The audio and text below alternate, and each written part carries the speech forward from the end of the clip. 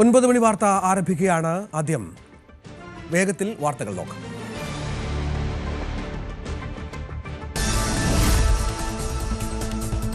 Sabarimala സ്വർണ്ണക്കൊള്ളയിൽ SIT അന്വേഷണ പുരോഗതി report ഇന്ന് ഹൈക്കോടതിയിൽ.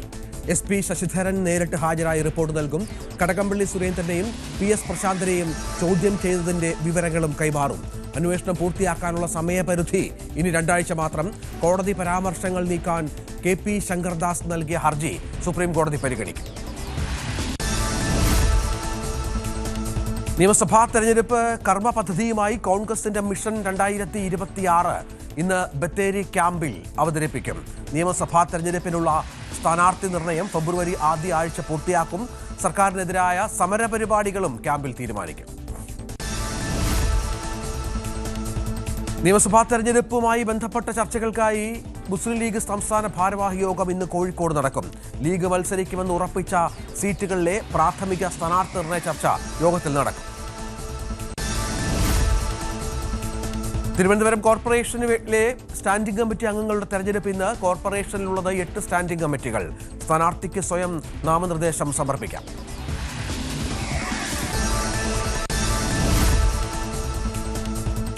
നടനും പ്രൊഡക്ഷൻ മാനേജരുമായ കണ്ണൻ പട്ടാമ്പി അന്തരിച്ചു. പട്ടാമ്പി ഞാങ്ങാട്ടിരിയിലെ വീട്ടിൽ വെച്ചായിരുന്നു അന്ത്യം.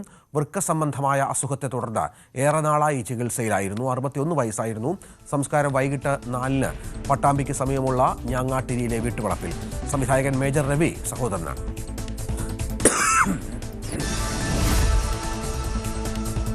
കോഴിക്കോട് ഇരിങ്ങാടൻ പള്ളി ജംഗ്ഷനിലുണ്ടായ വാഹനാപകടത്തിൽ ലോറി ഡ്രൈവർക്ക് ദാരുണാന്ത്യം. വയനാട് സ്വദേശി കൃഷ്ണനാണ് മരിച്ചത്. മൈസൂരിൽ നിന്ന് കോഴിക്കോട് ബിവറേജിലേക്ക് മദ്യവുമായി വന്ന ലോറി കാറുമായി കൂട്ടിയിടിച്ച് നിയന്ത്രണം വിട്ട് കൈവരിയിൽ ഇടിച്ച് മറിയുകയായിരുന്നു. ഡൽഹി കലാപക്കേസിൽ ഉമർ ഖാലിദ് അടക്കമുള്ളവരുടെ ജാമ്യാപേക്ഷയിൽ സുപ്രീം കോടതി വിധി ഇന്ന്.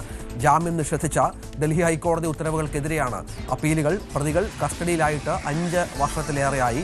2020-ൽ പൗരത്വ നിയമ ഭേദഗതിക്കെതിരായ പ്രതിഷേധങ്ങൾക്കിടെയുണ്ടായ കലാപത്തിനായി ഗൂഢാലോചന നടത്തിയെന്നാണ് കേസ്. വെനസ്വേലിയൻ പ്രസിഡന്റ് നിക്കോളാസ് മഡുറോയെ ഇന്ന് മാൻഹട്ടൻ ഫെഡറൽ കോടതിയിൽ ഹാജരാക്കും. വെനസ്വേലയ്ക്കെതിരെയല്ല, മയക്കുമരുന്ന് കടത്ത് സംഘടനകൾക്കെതിരെയാണ് അമേരിക്കയുടെ യുദ്ധമെന്ന് സ്റ്റേറ്റ് സെക്രട്ടറി മാർക്കോ റൂബിയോ. വെനസ്വേലയുടെ പരമാധികാരം ഉറപ്പാക്കേണ്ടതിന്റെ പ്രാധാന്യം എടുത്തു പറഞ്ഞ് ആദ്യത്തെ അമേരിക്കൻ പോപ്പായ ലിയോ മാർപാപ്പ.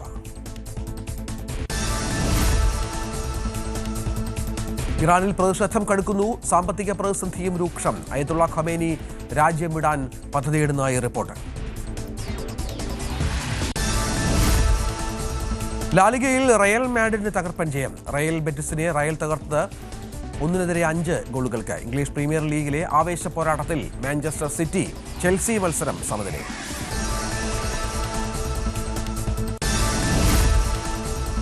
നമുക്ക് പ്രധാനപ്പെട്ട ഒരു വാർത്തയിലേക്ക് തന്നെ ആദ്യം കടക്കാം. ശബരിമല സ്വർണ്ണക്കൊള്ളയിലെ SIT അന്വേഷണ പുരോഗതി റിപ്പോർട്ട് ഇന്ന് ഹൈക്കോടതിയിൽ സമർപ്പിക്കും. SP ശശിധരൻ നേരിട്ട് ഹാജരായി റിപ്പോർട്ട് നൽകും. കടകംപള്ളി സുരേന്ദ്രനെയും PS പ്രശാന്തനെയും ചോദ്യം ചെയ്തതിന്റെ വിവരങ്ങളും കൈമാറും. 2 ആഴ്ച കൂടിയാണ് അന്വേഷണം പൂർത്തിയാക്കാനുള്ള സമയപരിധി.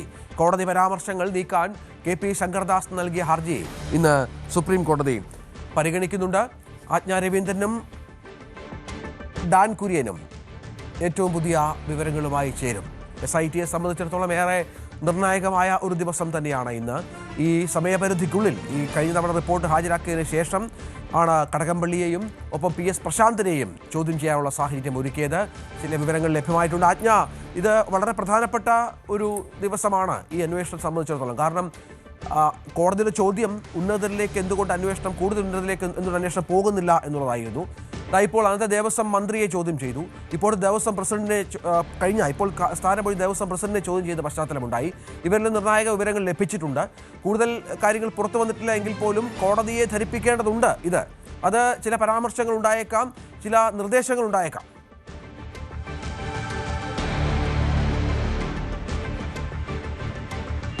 രഞ്ജിത്ത് സൂചിപ്പിച്ചതുപോലെ എന്തുകൊണ്ടാണ് വൻ തോക്കുകളിലേക്ക് അന്വേഷണം പോകാത്തത് എന്ന് തന്നെയാണ് കോടതി പ്രധാനമായും ചോദിച്ചത്. ഡിസംബർ 3-ന് ഈ പത്മകുമാറിന്റെ അറസ്റ്റുമായി ബന്ധപ്പെട്ട ശേഷം അറസ്റ്റുമായി ബന്ധപ്പെട്ടുള്ള കാര്യം പരിഗണിച്ച ശേഷം ഡിസംബർ 3-നാണ് കോടതി ഈ വലിയ വിമർശനം ഉന്നയിച്ചത്. അതിനുശേഷമുള്ള മെല്ലെപ്പോക്ക് നയത്തെ കോടതി നിശിതമായി വിമർശിക്കുന്ന സാഹചര്യമുണ്ടായി. എന്തുകൊണ്ടാണ് വലിയ ആളുകളിലേക്ക് അല്ല ഉന്നതരിലേക്ക് അന്വേഷണം പോകാത്തത് എന്നുള്ള കാര്യമാണ് പ്രധാനമായും ചോദിച്ചിരുന്നത്. അതേസമയം ഈ അറസ്റ്റ് രേഖപ്പെടുത്തിയവരും അതുപോലെ ചോദ്യം ചെയ്ത് കസ്റ്റഡിയിലെടുത്തവരുമായി ബന്ധപ്പെട്ടുള്ള വിവരങ്ങളായിരിക്കും ഇന്ന് അന്വേഷണ പുരോഗതി റിപ്പോർട്ടുമായി ബന്ധപ്പെട്ട് SP S ശശിധരൻ കോടതിയെ ബോധ്യപ്പെടുത്തുക. 4ാം തവണയാണ് ഇത് ഇടക്കാല റിപ്പോർട്ട് കോടതിയിൽ ഹാജരാക്കുന്നത്. ജനുവരി 17 വരെയാണ് കോടതി ശബരിമല സ്വർണ്ണക്കൊള്ളയുമായി ബന്ധപ്പെട്ട് അന്വേഷണ സംഘത്തിന് അനുവദിച്ചിരിക്കുന്ന സമയം. പക്ഷേ 1 മാസം കൂടി ഇതുമായി ബന്ധപ്പെട്ട് നീട്ടി നൽകാനുള്ള നിർദ്ദേശം അന്വേഷണ സംഘം കോടതിക്ക് മുൻപാകെ അപേക്ഷ സമർപ്പിക്കുമെന്നാണ് മനസ്സിലാക്കാൻ കഴിയുന്നത്. ഇതുമായി ബന്ധപ്പെട്ട് ചോദ്യം ചെയ്തിട്ടുള്ള ആൾ അറസ്റ്റിലായവർ, അതായത് ഗോവർദ്ധൻ ഉൾപ്പെടെയുള്ള ആളുകളുടെ അറസ്റ്റിന് ശേഷമുള്ള വിവരങ്ങൾ തുടങ്ങിയ കാര്യങ്ങളൊക്കെ ഗോവർദ്ധൻ അതുപോലെ സ്മാർട്ട് ക്രിയേഷൻസ് CEO മുൻ ദേവസ്വം അംഗം വിജയകുമാർ തുടങ്ങിയവരുടെ അറസ്റ്റിന് ശേഷമുള്ള വിവരങ്ങളായിരിക്കും ഇന്ന് അന്വേഷണ പുരോഗതി റിപ്പോർട്ടുമായി ബന്ധപ്പെട്ട കോടതിയിൽ ഹാജരാക്കുക. അതേസമയം ഈ സ്വർണ്ണ പാളിയുടെ ശാസ്ത്രീയ പരിശോധനാ ഫലവും ഇന്ന് കോടതിയിൽ ഹാജരാക്കും. അതിനുശേഷം എന്ത് തുടർ നടപടികൾ സ്വീകരിക്കണം എന്നുള്ള കാര്യത്തിലും വ്യക്തതയുണ്ടാകും. അതുമാത്രമല്ല, പ്രതിപക്ഷ നേതാവ് രമേശ് ചെന്നിത്തല ഉന്നയിച്ചതുപോലെ പുരാവസ്തുക്കളുമായി ബന്ധപ്പെട്ടുള്ള കള്ളക്കടത്ത് സംഘം ഇതിനു വേണ്ടി പ്രവർത്തിക്കുന്നുണ്ടോ എന്ന കാര്യത്തിലും എന്ത് നടപടി സ്വീകരിച്ചു, എന്ത് തരത്തിലുള്ള അന്വേഷണം മുന്നോട്ട് കൊണ്ടുപോകുന്നു എന്നുള്ള കാര്യത്തിലും കോടതിയിൽ ഇന്ന് അന്വേഷണ സംഘം വ്യക്തമാക്കുമെന്നാണ് മനസ്സിലാക്കാൻ കഴിയുന്നത്. എന്തായാലും അന്വേഷണ സംഘത്തിനുള്ള കാലാവധി ഈ മാസം 17 വരെയാണ് നൽകിയിരിക്കുന്നത്. അതിനുശേഷമുള്ള അന്വേഷണത്തിന് വേണ്ടി ഒരുപക്ഷെ 1 മാസത്തേക്ക് കൂടി അന്വേഷണ സമയം നീട്ടി നൽകണം എന്നുള്ള ആവശ്യം കോടതിയിൽ നിന്ന് ഉന്നയിച്ചേക്കുമെന്നാണ് മനസ്സിലാക്കാൻ കഴിയുന്നത്. രഞ്ജിത്ത്, ഏതായാലും വളരെ പ്രധാനപ്പെട്ട നീക്കം ഒരുപക്ഷെ ഈ വിഷയവുമായി ബന്ധപ്പെട്ട് കോടതിയുടെ ഭാഗത്തുനിന്ന് ഉണ്ടായേക്കാം. നമുക്ക് ഡാൻ കുര്യൻ കൂടി നമ്മോടൊപ്പം ചേരുന്നു. ഡാന്, ഇതിൽ ശങ്കർദാസുമായി ബന്ധപ്പെട്ട നിർണായകമായ ചില പരാമർശങ്ങൾ അത് നീക്കണമെന്നുള്ള ആവശ്യമാണ്. ശങ്കർദാസിനെയൊക്കെ ചോദ്യം ചെയ്ത പശ്ചാത്തലമൊക്കെ ഉണ്ട്. KP ശങ്കർദാസിന്റെ ഹർജി ഇന്ന് കോടതിയുടെ പരിഗണനയിൽ വരികയാണ്. കൂടുതൽ രാഷ്ട്രീയ വിഷയങ്ങളിലേക്ക് ഒരുപക്ഷെ കടന്നേക്കാം. കാരണം അന്നത്തെ ദേവസ്വം മന്ത്രി അടക്കം ചോദ്യം ചെയ്ത പശ്ചാത്തലം ഇതിനോട് ചേർത്ത് വെക്കണം. CPM സ്വാഭാവികമായി ഇതിനെ പ്രതിരോധിക്കാൻ ശ്രമിക്കും. ഈ പങ്കാളിത്തവുമായി ബന്ധപ്പെട്ടുള്ള നിരവധി കാര്യങ്ങളിൽ ഒരു വ്യക്തത വരേണ്ടതുണ്ട്. എന്താണ് പ്രതീക്ഷിക്കേണ്ടത് അന്വേഷണ സംഘത്തെ നീക്കത്തിൽ നിന്ന്? ഒരു ഉന്നതലങ്ങളിലേക്ക് അന്വേഷണം എത്തുക എന്നുള്ള കോടതിയുടെ പരാമർശം, നിർദ്ദേശം ഉണ്ടെങ്കിൽ അത് കൂടുതൽ കുഴക്കുക ഒരുപക്ഷെ അന്നത്തെ ദേവസ്വം മന്ത്രിയായിരിക്കാം.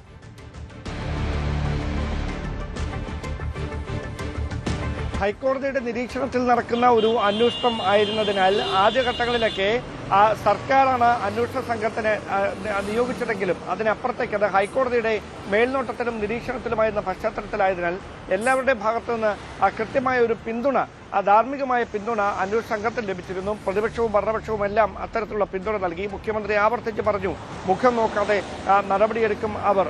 അതിൽ ഒരു സംശയവും വേണ്ട. ഒരു പരാതി പരിഭവം അവർക്കെതിരെ ഇതുവരെ ഉയർന്നിട്ടില്ല എന്ന്. പക്ഷേ അടൂർ പ്രകാശുമായി ബന്ധപ്പെട്ട് അടൂർ പ്രകാശിനെ ചോദ്യം ചെയ്തേക്കും, അടൂർ പ്രകാശിന്റെ മൊഴിയെടുത്തേക്കും എന്ന തരത്തിലുള്ള വിവരങ്ങൾ പുറത്തു വന്നതിന് പിന്നാലെയാണ് പ്രതിപക്ഷം ഇതിൽ വലിയ തരത്തിലുള്ള ആക്ഷേപം ഉന്നയിച്ചുകൊണ്ട് അന്വേഷണ സംഘത്തിന് മേൽ വലിയ സമ്മർദ്ദം നടക്കുന്നുണ്ട്. ഉന്നത ഉദ്യോഗസ്ഥർ അന്വേഷണ സംഘത്തെ സമ്മർദ്ദത്തിലാക്കാൻ ശ്രമിക്കുന്നുണ്ട്. അതോടൊപ്പം അവരുടെ ഉദ്ദേശശുദ്ധി ചോദ്യം ചെയ്യപ്പെടുന്ന തരത്തിലേക്ക് രാഷ്ട്രീയമായി അവരെ ഉപയോഗിക്കുകയാണെന്ന് സംശയമുണ്ട് തുടങ്ങിയ ആക്ഷേപങ്ങളൊക്കെ ഉന്നയിച്ച് UDFന്റെ പ്രധാനപ്പെട്ട നേതാക്കൾ, കോൺഗ്രസ് നേതാക്കൾ രംഗത്തെത്തുന്ന സാഹചര്യമുണ്ടായത്. അതുകൊണ്ട് തന്നെ കോടതി ഈ ഇടക്കാല റിപ്പോർട്ട് ഇന്ന് പരിഗണിക്കുമ്പോൾ അതുമായി ബന്ധപ്പെട്ട് നടത്താനിടയുള്ള പരാമർശങ്ങളായിരിക്കും ഈ കേസിന്റെ ഭാവി സംബന്ധിച്ച് ഏറ്റവും നിർണായകമായി മാറുക. അതായത് അന്വേഷണത്തിന്റെ സമയപരിധി നീട്ടി നൽകണമെന്ന അന്വേഷണ സംഘത്തിന്റെ ആവശ്യം കോടതി പരിഗണിച്ചാൽ സ്വാഭാവികമായി ഇതുവരെ നടക്കുന്ന അന്വേഷണം തൃപ്തികരമാണ് എന്ന് കോടതി വിലയിരുത്തിയെന്ന വിലയിരുത്തലുണ്ടാകും. അതോടൊപ്പം തന്നെ അന്വേഷണ സംഘം ഇതിനോടകം സ്വീകരിച്ച നടപടികൾ, ചോദ്യം ചെയ്യലുടെ വിവരങ്ങൾ, അവരിൽ നിന്ന് ശേഖരിച്ച മൊഴികൾ, അതുമായി ബന്ധപ്പെട്ട് നടത്തിയ അന്വേഷണത്തിലെ കണ്ടെത്തലുകൾ, അത് ഏത് തരത്തിൽ പ്രോസിക്യൂഷനെ സഹായിക്കുന്നതാകും എന്നതടക്കമുള്ള കാര്യങ്ങൾ ഹൈക്കോടതി വിശദമായി തന്നെ പരിശോധിക്കും. അവിടെ ഞാൻ നേരത്തെ സൂചിപ്പിച്ച പോലെ ഉദ്യോഗസ്ഥർക്ക് അപ്പുറത്തേക്ക് രാഷ്ട്രീയ ഉന്നതരിലേക്ക് എന്നുകൊണ്ട് ഈ കേസ് എത്തുന്നില്ല, അന്വേഷണം എത്തുന്നില്ല എന്ന ഹൈക്കോടതിയുടെ മുൻ വിമർശനത്തിന് ഇന്ന് നൽകുന്ന റിപ്പോർട്ടിലൂടെ പരിഹാരമാകും എന്നാണ് അന്വേഷണ സംഘം കരുതുന്നത്. അങ്ങനെ ആയില്ല എങ്കിൽ അത് വലിയ സമ്മർദ്ദത്തിലേക്ക് അവരെ നീക്കുന്ന ഒരു കാര്യമായി മാറും. കാരണം മുൻ ദേവസ്വം മന്ത്രി ഉൾപ്പെടെയുള്ളവരെ ആഴ്ചകൾക്ക് മുമ്പാണ് ചോദ്യം ചെയ്യുന്ന ഒരു സാഹചര്യം ഉണ്ടായത്. പക്ഷേ വിവരങ്ങൾ ചോദിച്ചറിയുക മാത്രമാണ് ചെയ്തത്, അതിനപ്പുറത്തേക്ക് മറ്റു നടപടികളൊന്നുമില്ല എന്ന് അവർ ആത്മവിശ്വാസം പ്രകടിപ്പിക്കുമ്പോൾ ഇന്നത്തെ ഇടക്കാല റിപ്പോർട്ട് നിർണായകമാണ്. ആ റിപ്പോർട്ടിൽ കടകംപള്ളി സുരേന്ദ്രൻ, PS പ്രസാദ് ഉൾപ്പെടെയുള്ളവരെ സംബന്ധിച്ച് നടത്തിയിരിക്കുന്ന പരാമർശങ്ങളായിരിക്കും അതിലേറ്റവും ശ്രദ്ധേയമായി മാറുക. നമുക്കറിയാം, അതീവ രഹസ്യമായി നടക്കുന്ന ഒരു അന്വേഷണം, അതീവ രഹസ്യമായിട്ടാണ് കോടതിയിൽ ഇതുമായി ബന്ധപ്പെട്ട റിപ്പോർട്ട് സമർപ്പിക്കുക. അത് സീൽ ചെയ്ത കവറിലാണ് സമർപ്പിക്കുന്നത്. അതുമായി ബന്ധപ്പെട്ട വിശദാംശങ്ങൾ കോടതിയിൽ നിന്ന് പുറത്തു വരുമ്പോൾ മാത്രമാകും അത് ആർക്ക് അനുകൂലമായി പ്രതികൂലമായി എന്നൊക്കെ നമുക്ക് കൃത്യമായി മനസ്സിലാക്കാൻ കഴിയുള്ളൂ. അതോടൊപ്പം എടുത്തു പറയേണ്ടുന്ന കാര്യം, മുൻ പ്രതിപക്ഷ നേതാവ് രമേശ് ചെന്നിത്തല അന്വേഷണ സംഘത്തിന് കൈമാറിയ മൊഴിയുടെ പശ്ചാത്തലത്തിൽ ഒരു വ്യവസായിയുടെ മൊഴിയെടുത്തിരുന്നു. ആ വ്യവസായി നൽകിയ വിവരങ്ങൾ സാധൂകരിക്കുന്ന തരത്തിലുള്ള ഏതെങ്കിലും തെളിവുകൾ കണ്ടെത്തിയിട്ടുണ്ടോ എന്ന കാര്യത്തിലും ഇന്ന് കോടതിയിൽ സമർപ്പിക്കുന്ന റിപ്പോർട്ടിലൂടെ വ്യക്തത വരും. അങ്ങനെയെങ്കിൽ അത് പുരാവസ്തു തട്ടിപ്പ് സംഘത്തിലേക്ക് തന്നെ അന്വേഷണം നീളുമോ എന്ന കാര്യത്തിലടക്കം ഇന്ന് ഇടക്കാല റിപ്പോർട്ട് സമർപ്പിക്കുമ്പോൾ കോടതി നടത്തുന്ന പരാമർശങ്ങളിലൂടെ വ്യക്തത വരുമെന്ന് തന്നെയാണ് പ്രതീക്ഷിക്കപ്പെടുന്നത്. ആജ്ഞ രവീന്ദ്രനും ഡാൻ കുര്യനുമാണ് വിവരങ്ങൾ പങ്കുവച്ചത്. ശബരിമല സ്വർണ്ണക്കൊള്ളയിൽ SITയുടെ അന്വേഷണ പുരോഗതി റിപ്പോർട്ട് ഇന്ന് ഹൈക്കോടതിയിൽ എത്തുന്നുണ്ട്. അവിടെ SP ശശിധരൻ നേരിട്ട് ഹാജരായി ആയിരിക്കും ഈ റിപ്പോർട്ടിന്റെ വിശദാംശങ്ങൾ പങ്കുവെക്കുക. തുടർന്ന് ഹൈക്കോടതി എന്ത് നിരീക്ഷണം നടത്തുന്നുണ്ട് എന്നുള്ളത് ഏറെ നിർണായകമായ ഒന്നായി മാറുകയും ചെയ്യും. നിയമസഭാ തെരഞ്ഞെടുപ്പ് കർമ്മ പദ്ധതിയുമായി കോൺഗ്രസിന്റെ മിഷൻ 2026 ഇന്ന് ബത്തേരി ക്യാമ്പിൽ അവതരിപ്പിക്കും. നിയമസഭാ തെരഞ്ഞെടുപ്പിനുള്ള സ്ഥാനാർത്ഥി നിർണയം ഫെബ്രുവരി ആദ്യ ആഴ്ചയ്ക്കുള്ളിൽ പൂർത്തിയാക്കും. സർക്കാരിനെതിരായ സമരപരിപാടികളും ക്യാമ്പിൽ തീരുമാനിക്കും.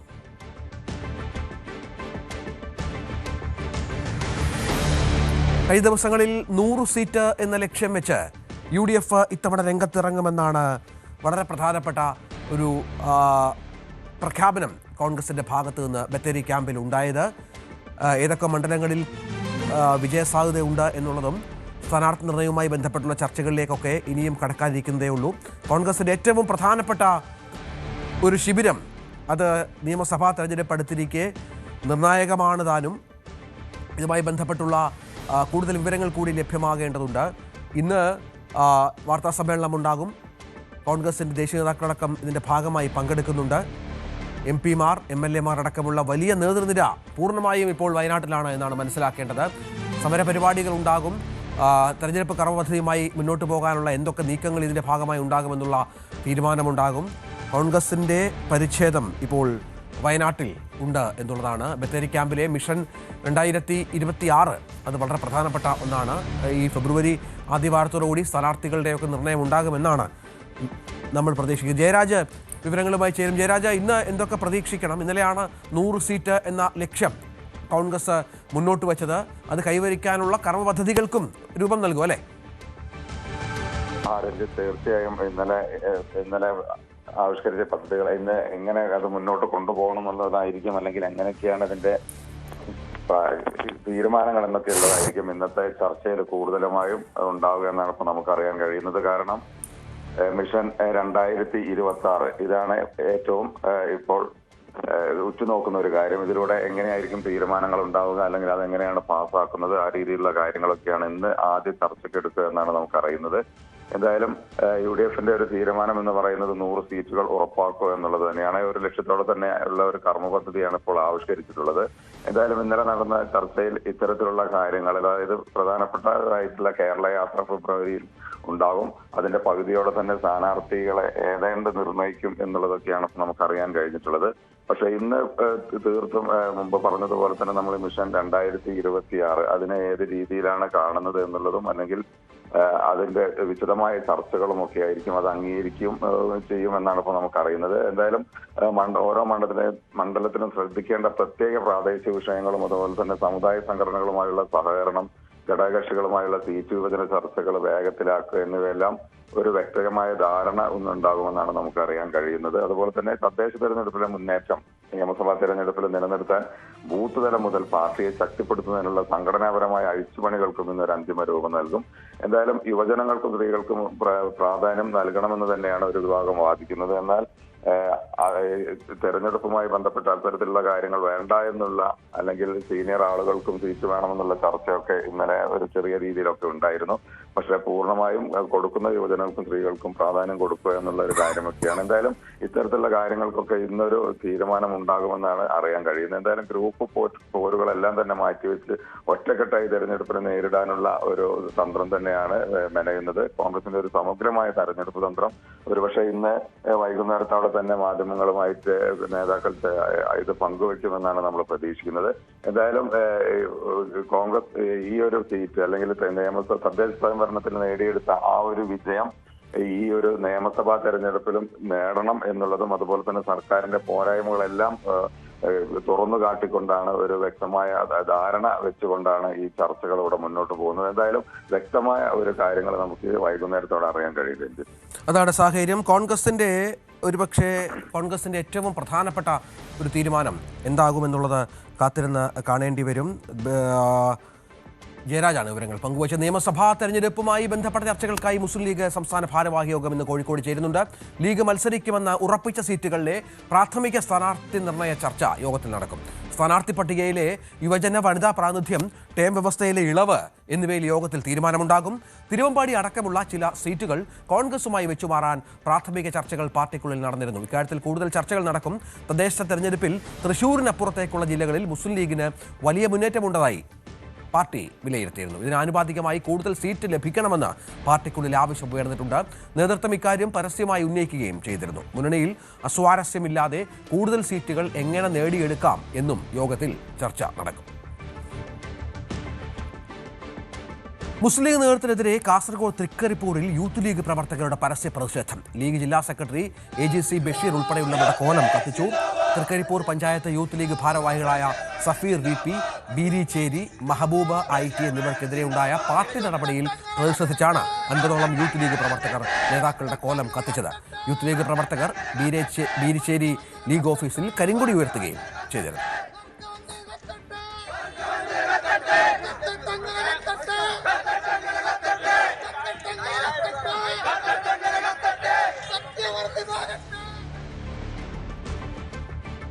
തിരുവനന്തപുരം കോർപ്പറേഷനിലെ സ്റ്റാൻഡിംഗ് കമ്മിറ്റി അംഗങ്ങളുടെ തെരഞ്ഞെടുപ്പ് ഇന്ന് നടക്കും. ധനകാര്യം, വികസന, ക്ഷേമ, ആരോഗ്യ, മരാമത്ത്, നഗരാസൂത്രണ, നികുതി അപ്പീൽ, വിദ്യാഭ്യാസ, കായികകാര്യം എന്നിങ്ങനെ 8 സ്റ്റാൻഡിംഗ് കമ്മിറ്റികളാണ് കോർപ്പറേഷനുള്ളത്. സ്റ്റാൻഡിംഗ് കമ്മിറ്റി അംഗ തെരഞ്ഞെടുപ്പിൽ സ്ഥാനാർത്ഥിക്ക് സ്വയം നാമനിർദ്ദേശം സമർപ്പിക്കാം.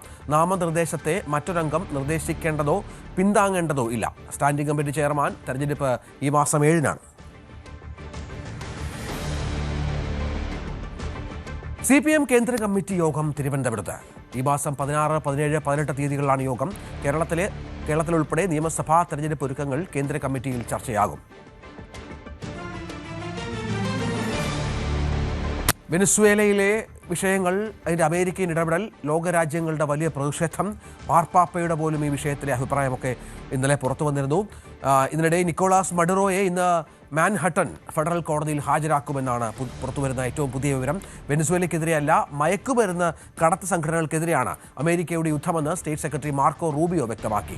വെനസ്വേലയുടെ പരമാധികാരം ഉറപ്പാക്കേണ്ടതിൻ്റെ പ്രാധാന്യം എടുത്തു പറഞ്ഞ് ആദ്യത്തെ അമേരിക്കൻ പോപ്പായ ലിയോ മാർപ്പാപ്പ രംഗത്ത് വന്നു. അഭിലാഷ് രാധാകൃഷ്ണൻ ഏറ്റവും പുതിയ വിവരങ്ങളുമായി ചേരുകയാണ്. അഭിലാഷ്, ലോകരാജ്യങ്ങളുടെ വലിയ എതിർപ്പ് അമേരിക്കയ്ക്കെതിരെ ഉണ്ട്. പക്ഷേ തങ്ങളുടെ നിലപാടുകളുമായി ബന്ധപ്പെട്ട് അമേരിക്ക മുന്നോട്ട് പോവുകയാണ്. വെനസ്വേലയെ തങ്ങൾ അസ്ഥിരപ്പെടുത്താൻ ഉദ്ദേശിക്കുന്നില്ല എന്ന് പറയുമ്പോഴും അവർക്ക് പലവിധ ലക്ഷ്യങ്ങളുണ്ട് അവിടെ. ഏറ്റവും പുതിയ വിവരങ്ങൾ എന്താണ്? എന്താകും മഡുറോയുടെ ഭാവി?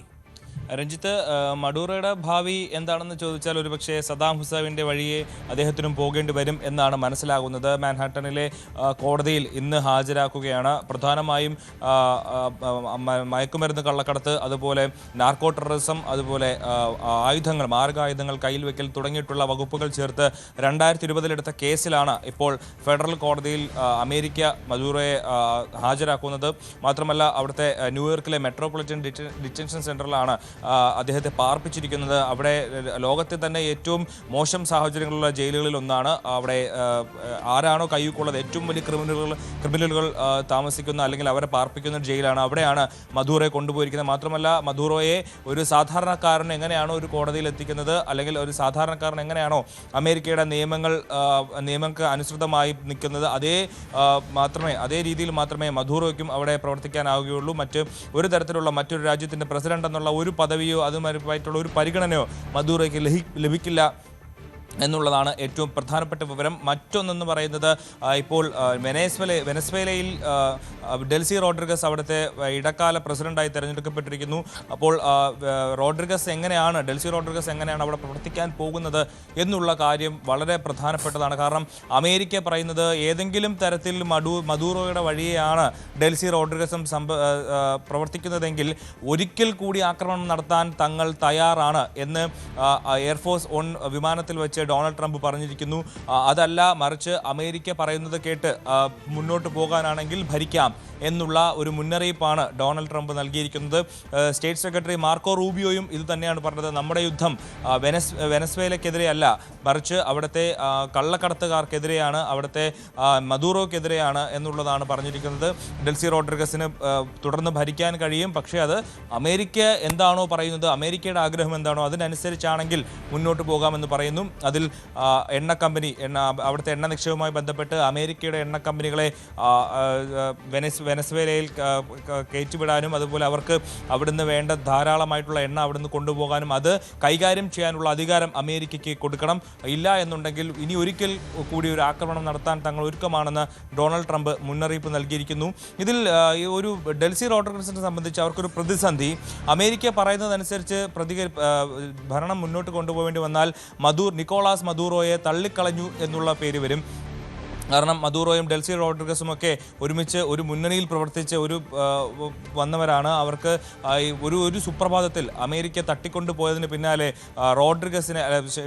മദൂറോയെ തള്ളിക്കളയേണ്ട ഒരു സാഹചര്യം റോഡ്രിഗസിനുണ്ടാവും. അല്ല എന്നുണ്ടെങ്കിൽ അമേരിക്കയുടെ ഭാഗത്തു നിന്നുള്ള ഭീഷണി നേരിടേണ്ടി വരും. ഇതിലേതാണ് വേണ്ടത് എന്നുള്ളതാണ് റോഡ്രിഗസിനെ സംബന്ധിച്ച് തിരഞ്ഞെടുക്കാനുള്ളത്. ഇപ്പോൾ മദൂറോയ്ക്കൊപ്പം പോകാനാണെങ്കിൽ ഒരു പക്ഷേ വീണ്ടും ഒരു ആക്രമണം തങ്ങൾ നേരിടേണ്ടി വരുമെന്നുള്ളതാണ് റോഡ്രിഗസിനെ സംബന്ധിച്ച് ഏറ്റവും പ്രധാനപ്പെട്ട അല്ലെങ്കിൽ നിർണായകമായ കാര്യം. അത് അവിടുത്തെ സൈന്യം, വെനസ്വേലൻ സൈന്യം അമേരിക്കൻ സൈന്യവുമായി ഏറ്റുമുട്ടാൻ തയ്യാറായി നിൽക്കുന്ന ഒരു സാഹചര്യമൊക്കെയായിരുന്നു കഴിഞ്ഞ ദിവസം കണ്ടത്. ഇനിയിപ്പോൾ വരും മണിക്കൂറുകളിൽ എന്താണ് അവിടുത്തെ സാഹചര്യം എന്നുള്ളത്, ഡെൽസി റോഡ്രിഗസിൻ്റെ അവിടുത്തെ ഇടക്കാല പ്രസിഡന്റിൻ്റെ തീരുമാനം എന്താണ്, അമേരിക്കയ്ക്കൊപ്പം പോകുമോ അല്ലെങ്കിൽ മദൂറയ്ക്കൊപ്പം നിൽക്കുമോ എന്നുള്ളതാണ് അവർ തീരുമാനിക്കേണ്ടത്. പിന്നെ മറ്റൊരു പ്രധാനപ്പെട്ട കാര്യമെന്ന് പറയുന്നത്, ഇപ്പോൾ ഈ ഒരു വെനസ്വേലയിൽ നടത്തിയ ആക്രമണത്തിൽ ഏറ്റവും ശക്തമായി പ്രതികരിച്ച ഒരു രാജ്യമാണ് കൊളംബിയ. അപ്പോൾ കൊളംബിയയെ പറ്റിയും ഡൊണാൾഡ് ട്രംപ് ഒരു വലിയ രീതിയിലുള്ളൊരു പ്രതികരണം നടത്തിയിട്ടുണ്ട്. കൊളംബിയ ഭരിക്കുന്നത് ഒരു സിക്ക് മാനാണ്, അതായത് ഒരു ഭ്രാന്തനായ ഒരു മനുഷ്യനാണ്. ഗുസ്താവോ പെട്രോയെ പറ്റിയാണ് ഈ പറയുന്നത്. അവിടുത്തെ പ്രസിഡന്റായിട്ടുള്ള ഇടതുപക്ഷ ഭരണാധികാരിയാണ് ഗുസ്താവോ പെട്രോ. ഒരു സിക്ക് മാനാണ്, ഒരു ഭ്രാന്തനായ മനുഷ്യനാണ്. അയാളാണ് ആ രാജ്യത്തെ ഭരണം മുന്നോട്ട് കൊണ്ടുപോകുന്നത്. അതുകൊണ്ട് തന്നെ വെനസ്വേലയിൽ എന്ത് സംഭവിച്ചോ അത് വലിയ താമസമില്ലാതെ കൊളംബിയയിൽ സംഭവിക്കും. കൊളംബിയയിൽ നിന്ന് വലിയ രീതിയിൽ കൊക്കൈൻ ഉൽപ്പാദിപ്പിച്ച് അമേരിക്കയിലേക്ക് കടത്തുന്ന ഒരു സംഭവമുണ്ട്.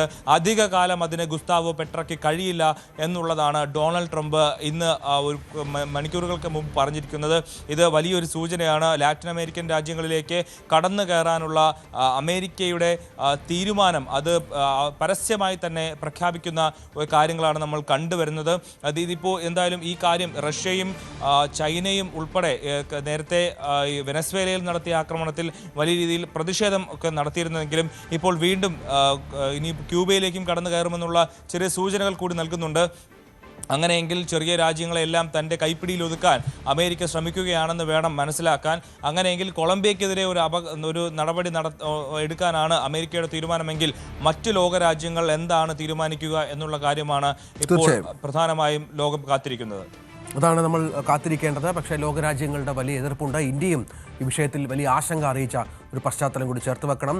ഒരു രാജ്യത്തിൻ്റെ പരമാധികാരത്തെ ചോദ്യം ചെയ്യുന്ന വിധത്തിലാണ് അമേരിക്കയുടെ നിലപാടുകളെന്നാണ്. അഭിലാഷ, ഒരു കാര്യം കൂടി, ഇപ്പോൾ വെനസ്വേലയിൽ മാത്രം ഒതുങ്ങുന്നില്ലല്ലോ അമേരിക്കയുടെ വെല്ലുവിളി.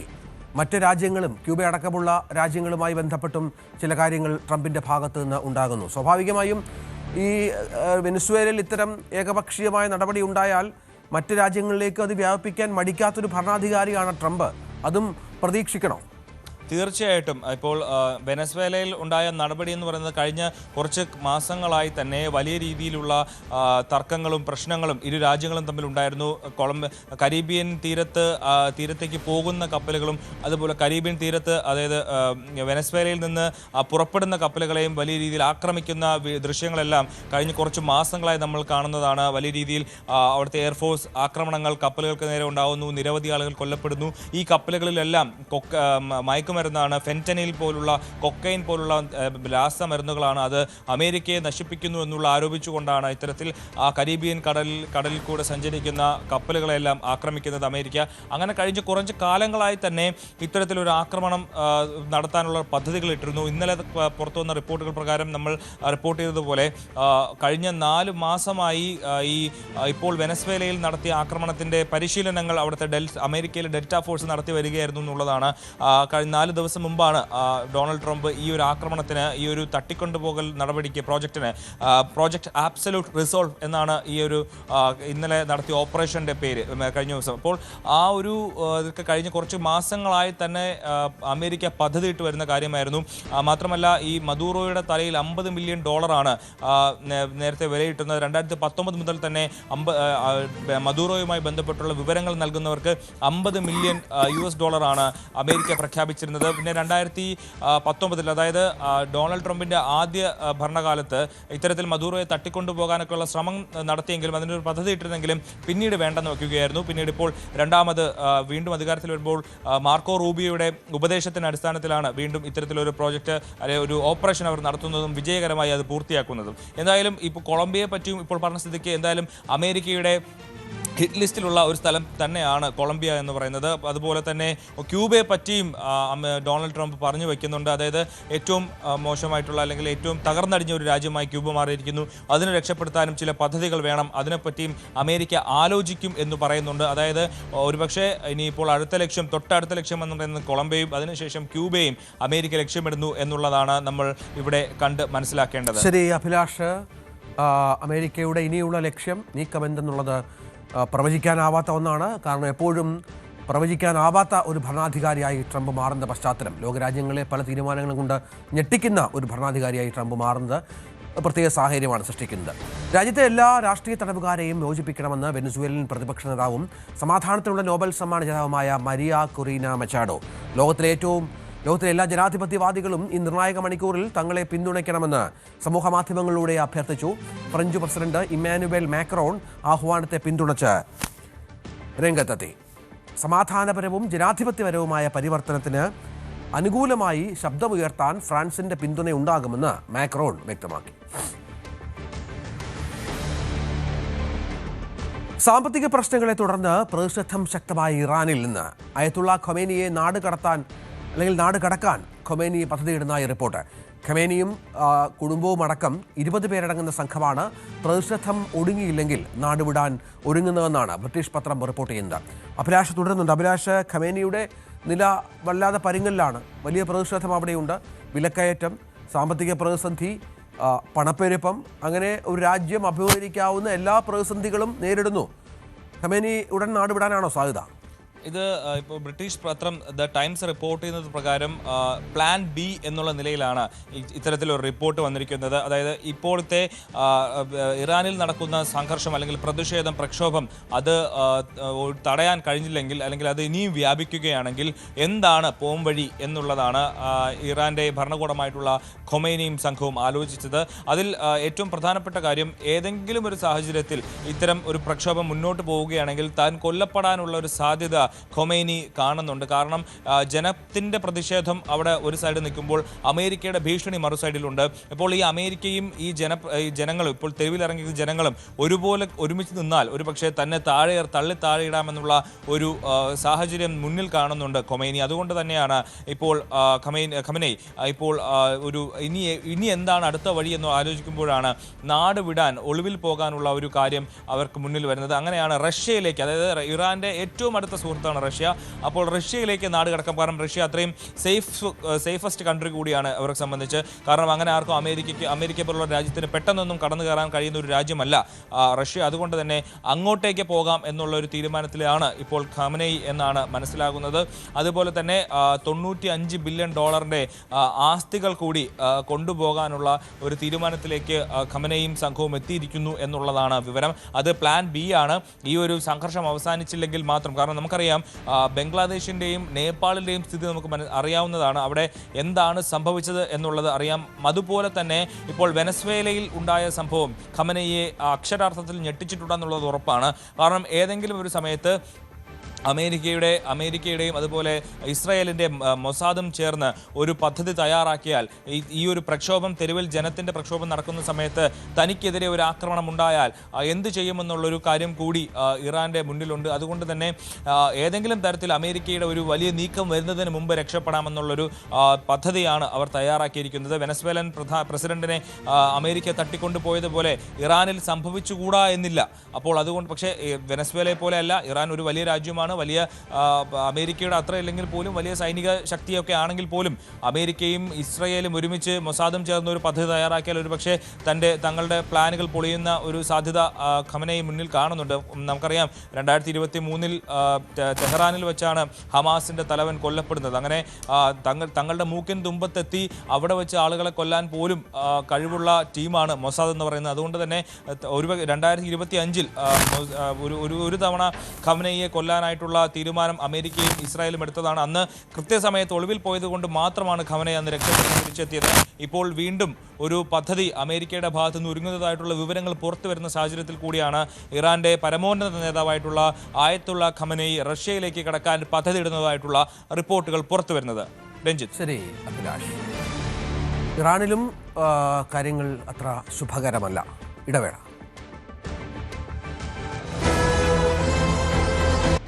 മറ്റു വാർത്തയിലേക്ക് കടക്കണം. പുനർജനി പദ്ധതിക്ക് വേണ്ടി ശേഖരിച്ച പണം കൊണ്ട് നൽകിയ സഹായങ്ങളുടെ പട്ടിക വി.ഡി. സതീശൻ പുറത്തുവിടട്ടെ എന്ന് കെ.ജെ. ഷൈൻ.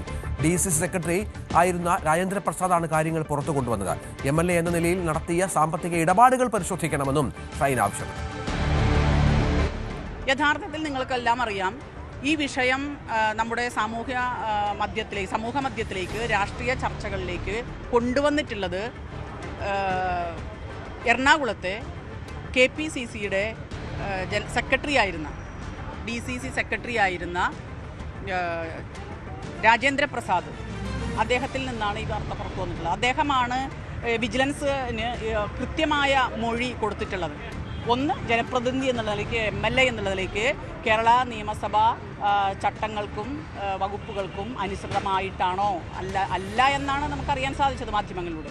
അതുപോലെ തന്നെ രാജ്യത്തെ നിയമം, 2010 നിയമം, ഫോറിൻ കോൺട്രിബ്യൂഷൻ റെഗുലേഷൻ ആക്ട്, ആ ആക്ടിന് വിരുദ്ധമായിട്ടാണ് ഇദ്ദേഹം ഇത് ചെയ്തത്. അങ്ങനെയുള്ളൊരു വ്യക്തി എവിടെ ഇരിക്കുന്നു? സംസ്ഥാന നിയമസഭയുടെ പ്രതിപക്ഷ നേതാവിൻ്റെ സ്ഥാനത്തിരിക്കുകയാണ്. അപ്പോൾ ഇത് കൃത്യമായ അന്വേഷണം നടത്തിയിട്ടുണ്ട്. അതിന് എന്താ അന്വേഷണമാണോ വേണ്ടത് അത് ചെയ്യണം. തെറ്റ് ചെയ്തിട്ടുണ്ടെങ്കിൽ ശിക്ഷിക്കപ്പെടണം എന്ന് തന്നെ. നടനും പ്രൊഡക്ഷൻ മാനേജരുമായ കണ്ണൻ പട്ടാമ്പി അന്തരിച്ചു. പട്ടാമ്പി ഞാങ്ങേട്ടിരിയിലെ വീട്ടിൽ വെച്ചായിരുന്നു അന്ത്യം. വൃക്ക സംബന്ധമായ അസുഖത്തെ തുടർന്ന് ഏറെ നാളായി ചികിത്സയിലായിരുന്നു. അഭിലാഷ് രാധാകൃഷ്ണൻ വിവരങ്ങൾ പങ്കുവെക്കും. അഭിലാഷ് സിനിമാ രംഗത്ത് സജീവമായിരുന്ന ആളാണ്. കുറേ സിനിമകളിൽ അദ്ദേഹത്തിൻ്റെ പ്രധാനപ്പെട്ട കഥാപാത്രങ്ങളൊക്കെ ഉണ്ടായിരുന്നു. എന്താണ് സംഭവിച്ചത്? രഞ്ജിത്ത്, ഇന്നലെ രാത്രിയാണ് ഇത്തരത്തിൽ 11:41 കൂടിയിട്ടാണ് കണ്ണൻ പട്ടാമ്പി അന്തരിക്കുന്നത്. മേജർ രവിയുടെ സഹോദരനാണ്. നിരവധി സിനിമകളിൽ അഭിനയിച്ചിട്ടുണ്ട്. മാത്രമല്ല പ്രൊഡക്ഷൻ കൺട്രോളറും പ്രൊഡക്ഷൻ എക്സിക്യൂട്ടീവും ഒക്കെ ആയി പ്രവർത്തിച്ചിരുന്ന ആളാണ് കണ്ണൻ പട്ടാമ്പി. നിരവധി പ്രമുഖ ചിത്രങ്ങളിൽ വേഷമിട്ടിരുന്നു. പുലിമുരുകൻ, ഒടിയൻ, കീർത്തിചക്ര തുടങ്ങിയ ചിത്രങ്ങളിൽ അഭിനയിച്ച കണ്ണൻ പട്ടാമ്പി ഷാജി കൈലാസ്, സന്തോഷ് ശിവൻ തുടങ്ങിയിട്ടുള്ള പ്രമുഖരായിട്ടുള്ള സംവിധായകർക്കൊപ്പം പ്രവർത്തിച്ചു. പ്രൊഡക്ഷൻ കൺട്രോളറായിട്ടും പ്രൊഡക്ഷൻ എക്സിക്യൂട്ടീവുമായി പ്രവർത്തിച്ചിരുന്ന ആളാണ്. കുറച്ച് നാളുകളായി ചികിത്സയിലായിരുന്നു. ഇന്നലെ രാത്രി ആണ് അന്ത്യം. ഇന്ന് വൈകിട്ടോടെ, ഇന്ന് വൈകിട്ട് 4 മണിക്ക് പട്ടാമ്പി ഞാങ്ങാട്ടിരിയിലെ വീട്ടിൽ ആണ് സംസ്കാര ചടങ്ങുകൾ നടക്കുക. ഇതുമായി ബന്ധപ്പെട്ട് മേജർ രവി തന്നെ അറിയിപ്പ് നൽകിയിട്ടുണ്ട്. പ്രിയ സഹോദരൻ പ്രൊഡക്ഷൻ സെക്രട്ടറി ആയിട്ടുള്ള കണ്ണൻ പട്ടാമ്പി അന്തരിച്ചിരിക്കുന്നു.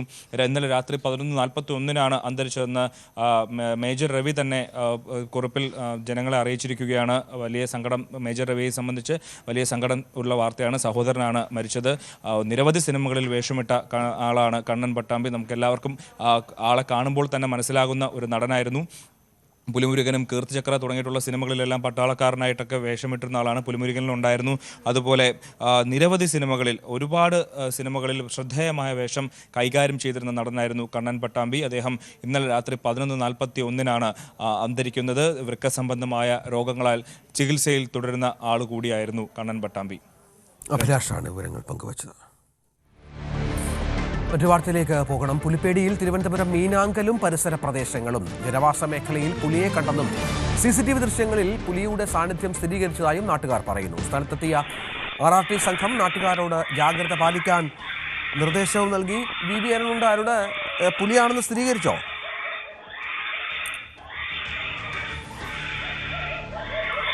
ദൃശ്യങ്ങൾ പ്രേക്ഷകർക്കായി ഒന്ന് കാണാം.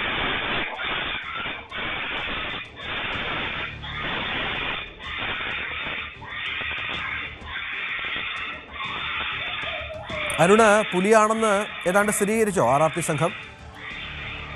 കഴിഞ്ഞ കുറെ നാളുകളായി ഇവിടെ പുലിശല്യം ഉണ്ട് എന്ന് പറയുന്നത്. ഏതാണ്ട് ഒരു വർഷം മുമ്പ് ഇത് പേപ്പാറ വനാതിർത്തിയോട് ചേർന്ന പ്രദേശമാണ് മീനാങ്കൽ. അതുകൊണ്ട് തന്നെ അവിടെ പുലിശല്യം ഏതാണ്ട് ഒരു വർഷം മുമ്പ് ഈ കാടിന്റെ തുടക്കത്തിൽ, ഉൾക്കാട്ടിലേക്കല്ല, അവിടെ ഒരു പുലിക്കുട്ടി ചത്തു കിടന്നത് നേരത്തെ വാർത്തയായിരുന്നു. നമ്മൾ ഉൾപ്പെടെ റിപ്പോർട്ട് ചെയ്തതാണ്. അന്നും RRT അവിടെ പുലിയുടെ സാന്നിധ്യം സ്ഥിരീകരിച്ചിരുന്നു. ഇപ്പോൾ ഈ പ്രദേശത്ത് റബ്ബർ തോട്ടങ്ങളിലും മറ്റും കഴിഞ്ഞ കുറച്ച് ദിവസങ്ങളായി പുലിയെ കണ്ടതായി നാട്ടുകാർ പരാതി പറയുന്നു. ഗ്രാമീണ മേഖലയാണ്, വനമേഖല തന്നെ പറയേണ്ടതാണ്. ഗ്രാമീണ മേഖലയുമല്ല, അതിനപ്പുറത്തേക്ക് വനത്തോട് വളരെ ചേർന്ന് നിൽക്കുന്ന പ്രദേശമാണ്. റബ്ബർ ടാപ്പിങ്ങിന് പോകുന്ന തൊഴിലാളികളൊക്കെ രാവിലെ പലരും പുലിയെ കണ്ടതായി പറയുന്നു. പ്രദേശത്തെ തെരുവ് നായകളെയും അതുപോലെ വീടുകളിൽ വളർത്തുന്ന നായകളെയും ഒക്കെ സമീപ ദിവസങ്ങളിൽ കാണാതായതും അവരുടെ കരച്ചിൽ കേട്ട തരത്തിലുള്ള ആശങ്കകളും ഒക്കെ നാട്ടുകാർ പങ്കുവച്ചിട്ടുണ്ട്. ഇപ്പോൾ വീടിന് മുന്നിലുള്ള CCTVയിലാണ് പുലിയുടെ ഒരു സമാനമായ വാലുള്ള ഒരു ജീവിയെ കണ്ടത്. പൂർണ്ണമായും പുലി എന്ന ദൃശ്യങ്ങളിൽ നമുക്ക് സ്ഥിരീകരിക്കാൻ കഴിയില്ല. പക്ഷേ പുലിയുടെ വാലിന് സമാനമെന്ന് തന്നെയാണ് നാട്ടുകാർ ആശങ്കയോടെ പറയുന്നത്. വനം വകുപ്പ് അധികൃതർ കഴിഞ്ഞ 2-ാം തീയതി രാത്രിയുള്ള ദൃശ്യമാണിത്. വനം വകുപ്പ് RRT സംഘം അവിടെ എത്തി പരിശോധിച്ച് നാട്ടുകാരോട് ജാഗ്രത പാലിക്കാൻ നിർദ്ദേശിച്ച് പോയിട്ടുണ്ട്. ഏതായാലും വലിയ ആശങ്ക ആ മേഖലയിൽ ഇപ്പോഴുമുണ്ട്. VV അരുണാണ് വിവരങ്ങൾ പങ്കുവച്ചത്. മൂവാറ്റുപുഴ തിരുമാറാടിയിൽ വീട്ടുമുറ്റത്ത് മൂർഖനെ പിടികൂടി. ഇക്കഴിഞ്ഞ രാത്രിയാണ് വീടിന്റെ ഗേറ്റിനോട് ചേർന്ന് കരിയിലകൾക്കിടയിൽ കൂറ്റൻ മൂർഖൻ പാമ്പിനെ കണ്ടത്. പാമ്പുപിടുത്ത വിദഗ്ധൻ CV തോമസ് മൂവാറ്റുപുഴയിൽ നിന്ന് എത്തി പാമ്പിനെ പിടികൂടുകയായിരുന്നു. പിടികൂടിയ പാമ്പിനെ കോതമംഗലം വനമേഖലയിൽ തുറന്നുവിട്ടു.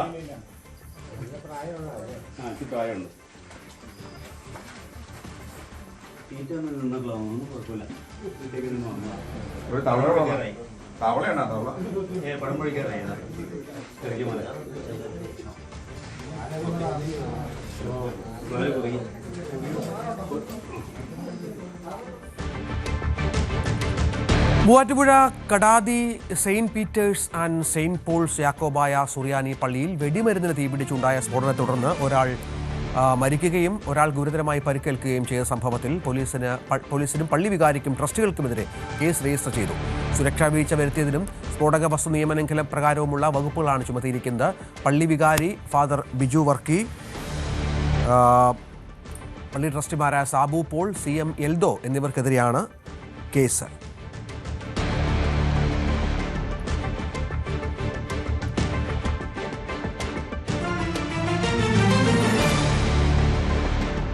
കാസർഗോഡ് ദേശീയപാതക്കരികിൽ വൻ തീപിടുത്തം. പെരിയട്ടടുക്കത്തിലാണ് അപകടം. സ്വകാര്യ വ്യക്തിയുടെ ഏക്കർ കണക്കിന് സ്ഥലം കത്തി നശിച്ചു. ദിവസങ്ങൾക്ക് മുൻപ് ഇതിന് സമീപത്തായി വൻ തീപിടുത്തം ഉണ്ടായി. തിരുവനന്തപുരം വർക്കല പാപനാശം ആൽത്തറമൂട് ജംഗ്ഷനിൽ 2 ഓട്ടോ തൊഴിലാളികൾക്ക് കുത്തേറ്റു. ആൽത്തറമൂട് സ്റ്റാൻഡിലെ ഓട്ടോ തൊഴിലാളികളായ സന്ദീപ്, സുരേഷ് എന്നിവർക്കാണ് പരിക്കേറ്റത്. സംഭവത്തിൽ സംഭവത്തിൽ വക്കം സ്വദേശിയും നിലവിൽ UK-യിൽ താമസക്കാരനുമായ സുരേഷിനെ വർക്കല പോലീസ് കസ്റ്റഡിയിലെടുത്തു. ഇന്ന് ഉച്ചയ്ക്ക് 4 മണിയോടെയാണ് സംഭവം നടന്നത്. പാപനാശം ആൽത്തറമൂട് ജംഗ്ഷനിലെത്തിയ പ്രതി സുരേഷ് ഓട്ടോ തൊഴിലാളികളുമായി വാക്കേറ്റത്തിലേർപ്പെടുകയായിരുന്നു. തർക്കത്തിനിടെ ഇയാൾ സന്ദീപിനെ മർദ്ദിക്കുകയും ഇത് തടയാനായി എത്തിയ മറ്റൊരു ഓട്ടോ തൊഴിലാളിയായ സുരേഷിനെ പ്രതി കയ്യിലുണ്ടായിരുന്ന ആയുധം കൊണ്ട് കുത്തുകയുമായിരുന്നു.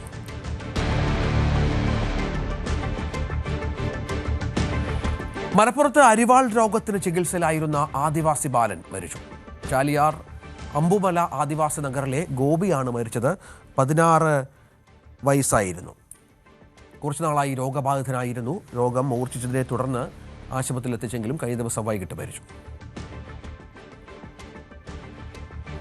തിരുവനന്തപുരം വർക്കലയിൽ ഓട്ടോയും ബുള്ളറ്റും കൂട്ടിയിടിച്ച് അപകടമുണ്ടായി. ആറ്റിങ്ങൽ സ്വദേശിക്ക് ഗുരുതരമായ പരിക്ക് പറ്റി.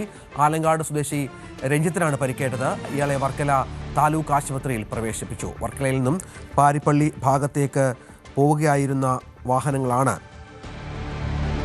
കൂട്ടിയിടിച്ചത്. ബുള്ളറ്റ് ഓടിച്ചിരുന്ന യുവാവ് മദ്യപിച്ചിരുന്നതായും വാഹനത്തിന്റെ നിയന്ത്രണം തെറ്റി ഓട്ടോയിലേക്ക് ഇടിച്ചു കയറുകയുമായിരുന്നുവെന്ന് ദൃക്സാക്ഷികൾ പറയുന്നു.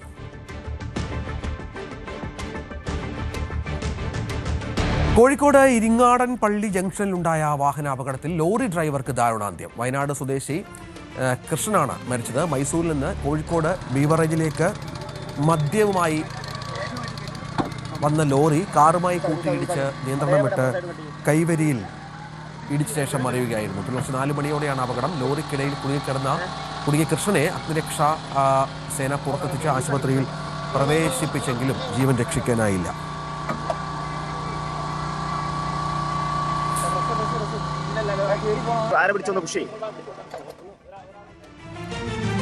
ഇടവേള.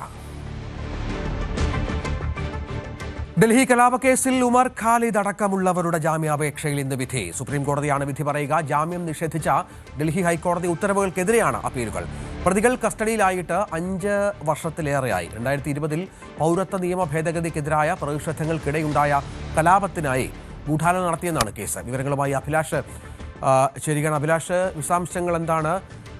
ഇത് നമുക്കറിയാം, നിർണായകമായ വളരെ പ്രധാനപ്പെട്ട ഒരു കേസാണ്. ഉമർ ഖാലിദുമായി ബന്ധപ്പെട്ട് കഴിഞ്ഞ ദിവസങ്ങളിലൊക്കെ ഉണ്ടായ പരാമർശമൊക്കെ നമ്മൾ കണ്ടതാണ്. റംദാനിയുടെ വക മറ്റെന്തൊക്കെയാണ് വിവരങ്ങൾ?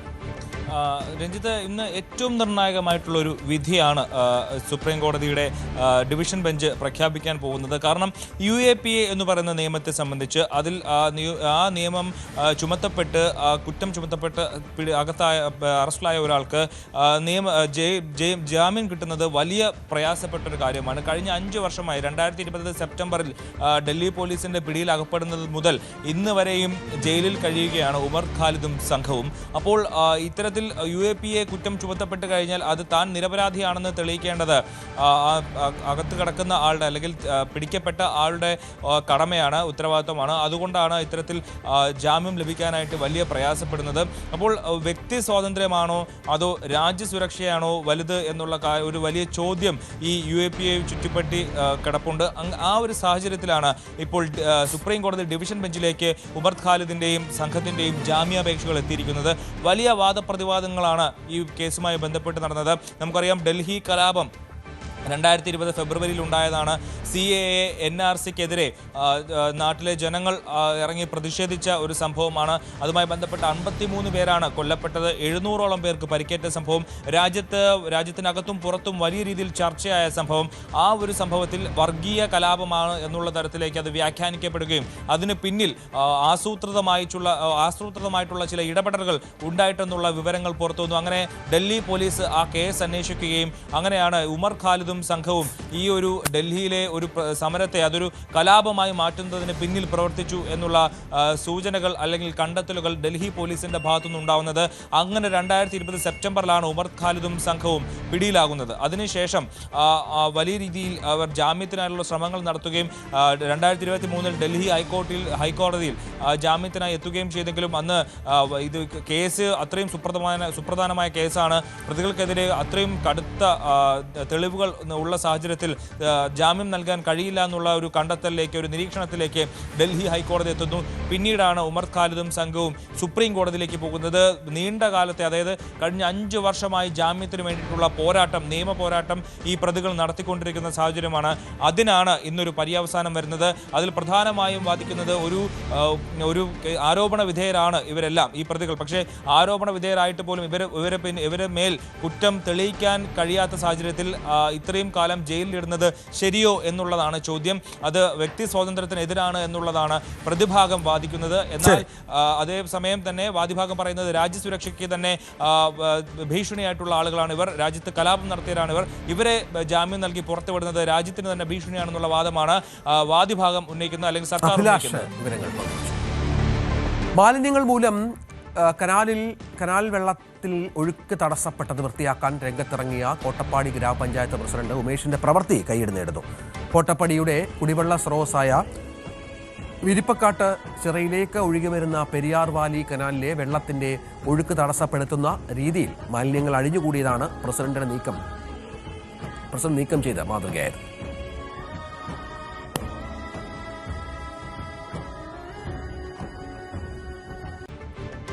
മറ്റു വാർത്തയിലേക്ക്. പന്നിക്കടിയിൽ അകപ്പെട്ട തെരുവ് നായയ്ക്ക് രക്ഷകരായി നാട്ടുകാർ. പരുതൂർ പഞ്ചായത്തിലെ പടിഞ്ഞാറെ കൊടുമുണ്ടയിലാണ് സംഭവം. സാമൂഹ്യവിരുദ്ധർ വെക്കുന്ന പന്നിക്കണി മനുഷ്യർക്കും മൃഗങ്ങൾക്കും ഒരുപോലെ ഭീഷണിയാവുകയാണ്. പരുതൂർ പഞ്ചായത്തിലെ പടിഞ്ഞാറെ കൊടുമുണ്ടയിലാണ് സംഭവം. സാമൂഹ്യവിരുദ്ധർ കാട്ടുപന്നികളെ പിടികൂടുന്നതിനായി അനധികൃതമായി സ്ഥാപിച്ച പന്നിക്കണിയിൽ തെരുവുനായയുടെ കാല് കുടുങ്ങുകയായിരുന്നു.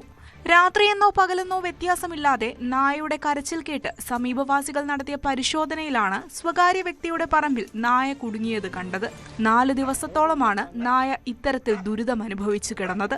കുടുക്ക് കുടുങ്ങി കാലിൽ മുറിവാകുകയും രക്തം വാർന്നു പോവുകയും ചെയ്തു. തുടർന്ന് പ്രദേശത്തെ നാട്ടുകാരും യുവാക്കളും ചേർന്ന് കുടുക്കിൽ നിന്നും നായയെ രക്ഷിച്ചു. പ്രദേശത്ത് സാമൂഹ്യവിരുദ്ധർ പന്നിക്കണി വെക്കുന്നത് കാരണം നിരവധി ജീവികളും മനുഷ്യരുമടക്കം അകപ്പെടുന്നുണ്ടെന്ന് നാട്ടുകാർ ആരോപിക്കുന്നു. ഇപ്പോ നമ്മള് ആളൊന്നും പേര് പറയില്ല, നമുക്ക് ഏതോ ആൾക്കാർ വെച്ചതാണ്. സാമൂഹ്യ വിരുദ്ധരെന്ന് പറയാ. മുമ്പ് വർഷങ്ങളുണ്ടായിട്ടുണ്ടല്ലേ? മുമ്പ് ഇങ്ങനെ ഒരു പയ്യന്റെ കാല് കുടുങ്ങിയിട്ടുണ്ട്. 2-3 ആൾക്കാർ ഇവിടെ വീണിട്ടുണ്ട്. എന്റെ കാലടക്കം കുടുങ്ങി, 2 കാലും കുടുങ്ങി ഞാൻ വീണു. അവിടുന്ന് ഈ പറമ്പിന്റെ ഉടമസ്ഥ മാഷ് വരും, ആ മാഷയുടെ കാലിൽ കുടുങ്ങിയിട്ട് മാഷും വീണു. ന്യൂസ് 18 പാലക്കാട്. താമരശ്ശേരി ചുരത്തിൽ ഗതാഗത നിയന്ത്രണം. രാവിലെ 8-ന് മുൻപും വൈകിട്ട് 6-ന് ശേഷവും യാത്ര ചെയ്യാം. ഭാരവാഹനങ്ങളും നാടുകാണി ചുരം വഴിയോ കുറ്റ്യാടി ചുരം വഴിയോ പോകണമെന്നാണ് നിർദ്ദേശം. റോഡ് വീതി കൂട്ടുന്നതിന്റെ ഭാഗമായാണ് ചുരത്തിൽ ഗതാഗത നിയന്ത്രണം ഏർപ്പെടുത്തിയിട്ടുള്ളത്. മകരവിളക്കടുത്തതോടെ ശബരിമലയിൽ തീർത്ഥാടകരുടെ തിരക്ക് തുടരുകയാണ്. ഇന്നലെ 99,149 പേർ ദർശനം നടത്തി. ഇന്നും സമാനമായ തിരക്ക് പ്രതീക്ഷിക്കുന്നുണ്ട്. മകരവിളക്ക് തീർത്ഥാടനത്തിന് നട തുറന്ന ശേഷം വലിയ തിരക്കാണ് ശബരിമല സന്നിധാനത്ത് അനുഭവപ്പെടുന്നത്. കഴിഞ്ഞ 6 ദിവസത്തിനുള്ളിൽ 5-6 ലക്ഷത്തിന് മുകളിൽ തീർത്ഥാടകർ സന്നിധാനത്ത് എത്തിയെന്നാണ് പോലീസിന്റെ കണക്ക്. ഇന്നലെയും 1 ലക്ഷത്തിനോടടുത്ത് തീർത്ഥാടകർ സന്നിധാനത്ത് എത്തിയിരുന്നു. ഇന്നും നല്ല തിരക്ക് അനുഭവപ്പെടുന്നുണ്ട്. മരക്കൂട്ടം മുതൽ ഭക്തർക്ക്, തീർത്ഥാടകർക്ക് നിയന്ത്രണം ഏർപ്പെടുത്തിയിട്ടുണ്ട്. പക്ഷേ പമ്പയിൽ നിയന്ത്രണം ഏർപ്പെടുത്തിയിട്ടില്ല എന്നുള്ളത് പ്രധാനപ്പെട്ട ഒരു കാര്യമാണ്. അതുപോലെ തന്നെ മണിക്കൂറിൽ 3000-നും 4000-നും ഇടയിൽ തീർത്ഥാടകർ സന്നിധാനത്തിൽ കയറുന്നു എന്നുമാണ് പോലീസിന്റെ കണക്ക്. മിനിറ്റിൽ 60-നും 70-നും ഇടയ്ക്ക് തീർത്ഥാടകരെ 18-ാം പടി കയറ്റിവിടുന്നുണ്ട്. വരും ദിവസങ്ങളിലും സമാനമായ ഒരു തിരക്ക് തന്നെ ഉണ്ടാകുമെന്നാണ് പോലീസിന്റെ നിരീക്ഷണം. പ്രത്യേകിച്ച് മകരവിളക്കിനോടനുബന്ധിച്ചുള്ള ദിവസങ്ങളിൽ ഇവിടെ എത്തുന്ന തീർത്ഥാടകർ ഇവിടെ തന്നെ തമ്പടിച്ച് പർണശാല കെട്ടി നിൽക്കാനുള്ളൊരു സാധ്യത കണക്കിലെടുത്ത് തിരക്ക് കൂടും എന്ന് തന്നെ പോലീസ് വിലയിരുത്തുന്നുണ്ട്.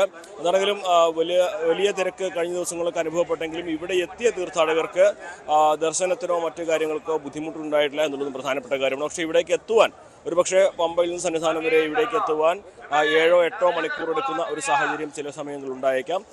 സാധാരണഗതിയിൽ രാവിലെ 8 മണിക്ക് ശേഷം സന്നിധാനത്ത് തിരക്ക് അല്പം കുറയും.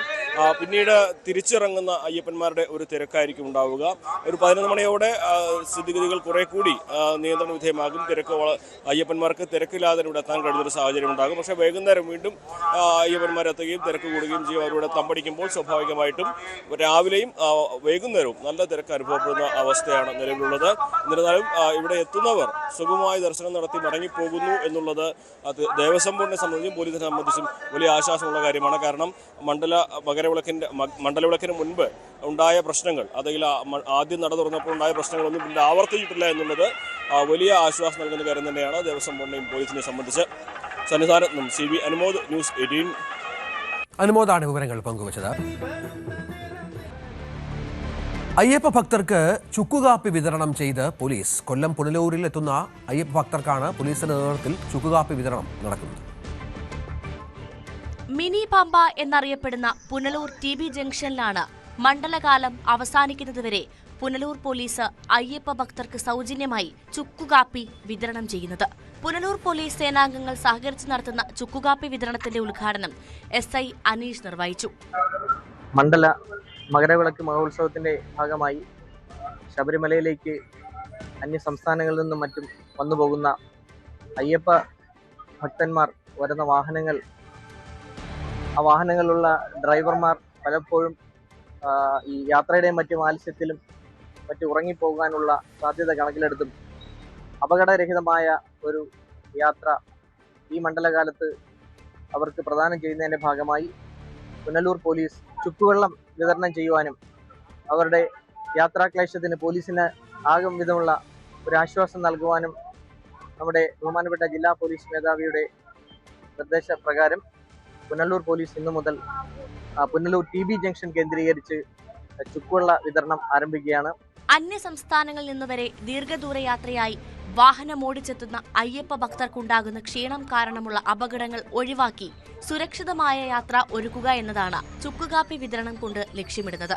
SIമാരായ R റിയാസ്, ശിശിര ശശികുമാർ, ഗ്രേഡ് SIമാരായ ഭക്തവത്സൻ, പ്രകാശ്, സിവിൽ പോലീസ് ഓഫീസർമാരായ വിഷ്ണു, ശ്രീകുട്ടൻ, അഖിൽ, ശരത്ത്, അജീഷ്, ഷഹീർ തുടങ്ങിയവർ കഴിഞ്ഞ ദിവസത്തെ ചുക്കുകാപ്പി വിതരണത്തിന് നേതൃത്വം നൽകി.